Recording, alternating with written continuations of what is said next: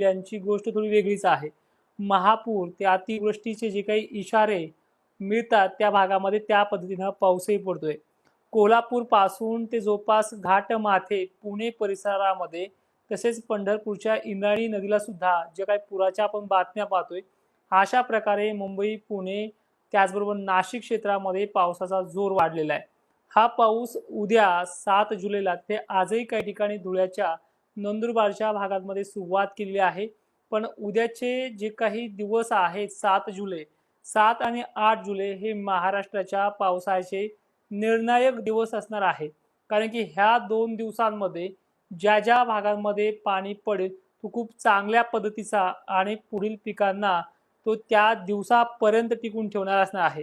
कारण की 9 जुलैपासून राज्यात 8 जुलैपर्यंतही काही प्रमाणात हलक्या वगैरे सरी कोसळतील. पण 9 जुलैपासून राज्यातल्या वातावरणामध्ये उघडीप मिळते. त्यामध्ये विदर्भाचाही समावेश आहे. मराठवाड्यामध्ये काही ठिकाणी आधीच कमी आहे आणि काही ठिकाणी बरं आहे. तर अशा परिस्थितीमध्ये पुढचे दिवस कसे जातील याकडे ह्या व्हिडिओमध्ये आपण लक्षपूर्वक ऐकूयात. महाराष्ट्रामध्ये ज्या सुपर अल्निनोची जी काही बातम्या होत्या तेच न्यूज चॅनलवरती आज पावसाचा हाहाकार दाखवतात, तो सुद्धा पुणे मुंबई परिसरातला आणि कोकणातला. तर हा पाऊस उद्या 7 जुलैला कुठल्या क्षेत्रामध्ये प्रभाव टाकेल आणि उद्याची सकाळची सुरुवात ही कशी असणार आहे हे व्हिडिओच्या माध्यमातून पाहूयात. उद्या नाशिक जिल्ह्यामध्ये पावसाचा पुन्हा जोर वाढतोय, त्यामुळे अहिल्यानगरच्या श्रीगोंदा पट्ट्यापर्यंत जो काही आज पाऊस होता, श्रीगोंदा दक्षिण भाग यापर्यंत तो पाऊस काही प्रमाणात पूर्वेकडे सरकतो आहे. कदाचित यामध्ये बीड जिल्ह्याचा फायदा होईल अशा प्रकारचा पाऊस या भागामध्ये पडतोय. फक्त वाऱ्याने थोडी साथ द्यावी, अन्यथा त्या प्रकारचं बाष्पयुक्त ढगांची आजच्या तुलनेमध्ये उद्या दुप्पट वाढ होताना दिसते आहे.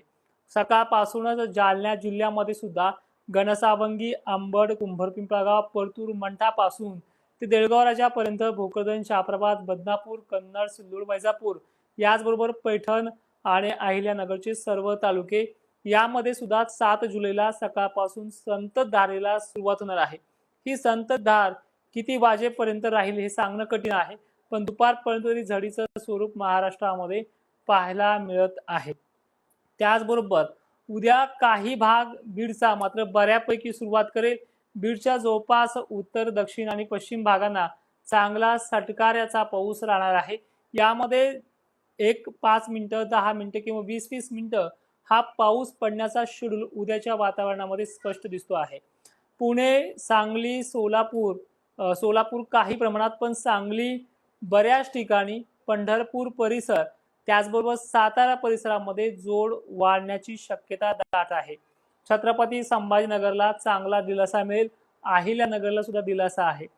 खान्देशचे एकंदरीत सर्व जिल्हे म्हणजे धुळे, नंदुरबार, शहादा आणि जवळपास जळगावचे उत्तर, पश्चिम, दक्षिण भाग यामध्ये चांगल्या पावसाच्या रडारवरती येताना दिसत आहेत.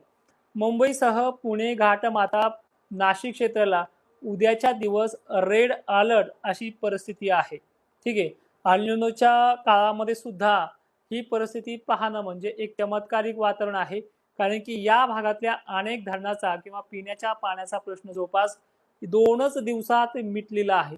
म्हणजे 1-1.5 महिन्याचा वातावरणातला जो काही फरक आहे तो हा कालपासून चांगला चेंज झालेला पाहायला मिळते. आता उर्वरित भाग म्हणजे विदर्भात उद्या सुद्धा दमदार ते मध्यम स्वरूपाच्या पावसाची झड ही विदर्भाच्या बुलढाणा जिल्ह्याला, वाशिम परिसराला आणि जवळपास अकोल्याला पाहायला मिळू शकते. घटकात या भागामध्ये काही ठिकाणी सूर्यदर्शन ते मध्यम स्वरूपाचा पाऊस हा होत राहणार आहे. विदर्भाची पावसाची जी काही टायमिंग असेल ती सकाळी एक झटका आणि दिवस मावळता एक झटका अशा स्वरूपाची आहे. मात्र मराठवाड्याच्या एकंदरीत लातूर, नांदेड, परभणी, हिंगोली त्याचबरोबर जालना बऱ्यापैकी आहे. जालन्याबरोबर छत्रपती संभाजीनगरचा नंबर खूप चांगल्या पद्धतीने पाहायला मिळतोय. बाकी पश्चिम महाराष्ट्राचे सर्व जिल्हे दमदार ते हलक्या आणि पश्चिमी भाग मुसळधार ते जोरदार पावसाच्या रडारवरती असेल. धरण क्षेत्रामध्ये जायकवाडीचा जो उल्लेख आपण मागे केला होता, धरण क्षेत्राच्या बाबतीत जायकवाडीमध्ये आवक वाढू शकते. तर एक्झॅक्टली तुम्ही पाहताय अनेक धरणं पश्चिम महाराष्ट्रातल्या पश्चिमी भागामधले हे चांगले ओव्हरफ्लो झालेले पाहायला मिळतात. त्यामुळे उद्याच्या निर्णायक तारीख जी आहे 7 जुलै या तारखेच्या संध्याकाळपर्यंत पडणाऱ्या पावसामुळे जायकवाडीच्या धरणामध्ये काही प्रमाणात आवक वाढू शकते। ही एक पॉझिटिव्ह बातमी मराठवाड्यासाठी असणार आहे। बाकी खान्देशच्या बाबतीत पुन्हा रिपिटेशन मध्ये सांगतोय की तुम्हाला होणारच आहे, परिस्थिती तुमच्या भागाकडे सरकते आहे। आता पुढील कंडिशन कशी आहे, म्हणजे महाराष्ट्रामध्ये जवळपास 8 जुलैपर्यंत हे दमदार आणि सटकारे जरी चालले तर पुढे जवळपास 6 ते 7 दिवसाचा गॅप असणार आहे। या गॅपमध्ये ढगाळ वातावरण, 2-3 तास सूर्यदर्शन आणि मध्यम ते जोराने वारे अशी ही थंड वातावरणाची प्रक्रिया असून यामध्ये टेम्परेचर लॉस असल्यामुळे जर पिकांना कमी पाणी झालं असला तरी पिकांमध्ये कुठल्याही प्रकारचं करपणं, सुकणं अशी प्रक्रिया याच्यामध्ये जवळपास पाहायला मिळू शकत नाही। हा जो काही गॅप आहे 9 जुलै पासून स्टार्टअप होतोय, 9, 10, 11, 12, 13 ते 14 किंवा 15 तारखेपर्यंत एकंदरीत एक आठवड्याचा हा विश्रांतीचा काळ असणार आहे मान्सूनचा।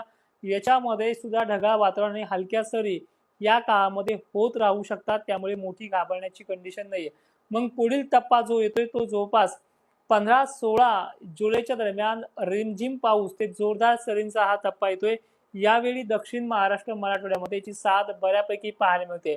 बंगालच्या उपसागरामध्ये जे लो प्रेशर बघायला मिळते, त्या लो प्रेशरचा फायदा मराठवाड्याला नाहीये, मात्र पूर्व विदर्भामध्ये त्याची छाप पडू शकते, ज्यामध्ये नागपूर जिल्हा, हिंगणघाट, वर्धा, चंद्रपूर, नांदेड, हिंगोली आणि उत्तरेकडील भाग याचा समावेश 17-18च्या पावसामध्ये वाढ होण्यासाठी आहे।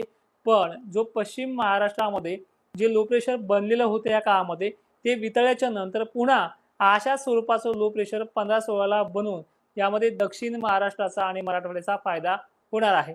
आणि हा महिना जर थोडे किरकोळ जिल्हे जर आपण सोडले तर ह्या महिन्यामध्ये सापका शिवका रिमझिम मध्यम अशा स्वरूपाच्याच पावसावरती हा महिना भागून घेईल।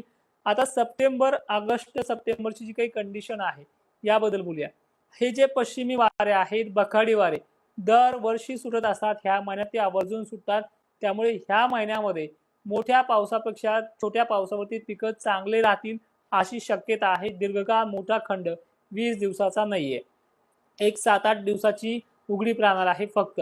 आणि त्यानंतर ऑगस्ट मध्ये टेम्परेचर वाढणार आहे। टेम्परेचर वाढल्यामुळे जे काही विहिरीच्या पाण्याचा, तलावाचा, धरणाचा जो काही प्रश्न आहे मराठवाड्याचा आणि विदर्भाचा तो देखील या पावसामध्ये मिटून जाईल। खान्देचाही याच्यामध्ये समावेश आहे। आणि ऑगस्ट आणि सप्टेंबर हा जो दुष्काळी पट्टा आपल्याला वाटतोय, दुष्काळी सदृश परिस्थिती वाटते, याला उत्तर देण्यासाठी अजून 1 महिना बाकी आहे। पण आजच्याच तारखेला पश्चिम महाराष्ट्रातल्या कोल्हापूर, सांगली, सोलापूर यामध्ये कमी आहे, पण पश्चिमी भाग कोल्हापूर, सांगली, कोल्हापूर या परिसराबरोबरच पुणे परिसर आणि नाशिक क्षेत्रामध्ये त्याचबरोबर खान्देशचा पाण्याचा बऱ्याच भागातला प्रश्न हा मिटवणार आहे। विदर्भाच्या बाबतीत थोडं अजून बोलायचं झालं तर विदर्भाचा पाण्याचा प्रश्न अनेक भागांचा मिटलेला आहे। फक्त 30 आणि 40% भाग राहिले, तिथे फक्त चांगला वाहुणी पाऊस झालाय, काही ठिकाणी जेमतेम आहे, पण 50% भागांच्या नदीला पाणी आपण दौऱ्या दरम्यान पाहिले तिथे चांगल्या पद्धतीने पडलेला होता। या व्हिडिओमध्ये इथेच थांबतोय, लवकरच भेटूया फेसबुकच्या लाईव्ह मध्ये, तोपर्यंत